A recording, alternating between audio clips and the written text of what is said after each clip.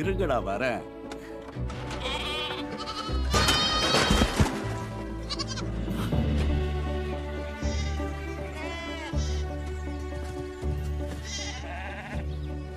கடைசியா எழுதின லெட்டர்ல எனக்கு எந்த ஷீப் ஸ்பெஷல்னு கேட்டேன். எனக்கு எல்லாருமே ஸ்பெஷல். அதனால தான் ஒவ்வொருத்தருக்கும் நான் ஒரு பேர் வச்சிருக்கேன்.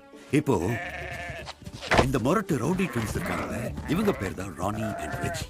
சர் ரிச்ஃபீல்ட் வயசானாலும் எவ்வளவு கெத்தா இருக்காரு பாரு. இவ கிளவுட் புசு புசுன்னு இருக்கால, அப்பப்போ ஒவ்வொரு சீன் போடுவான்.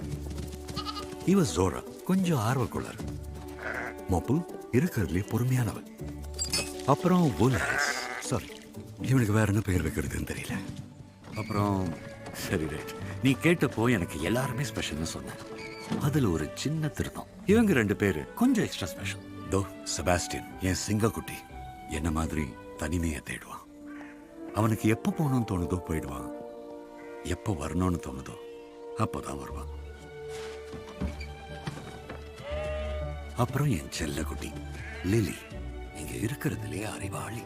என் மனசுல எப்போ என்ன ஓடிட்டு இருக்குன்னு பார்த்த உடனே கண்டுபிடிச்சிருவான். எல்லாரையும் விட இவளை பாக்குறப்போ ஒரு நிம்மதி கிடைக்கும் பாரு, அது ஒரு ஷெப்பர்டுக்கு தான் புரியும்.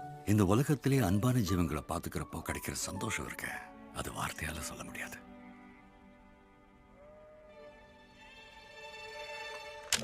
விடிஞ்சதும் அவங்க ஹெல்த் பாத்துக்கிறது தான் என்னோட முதல் வேலை.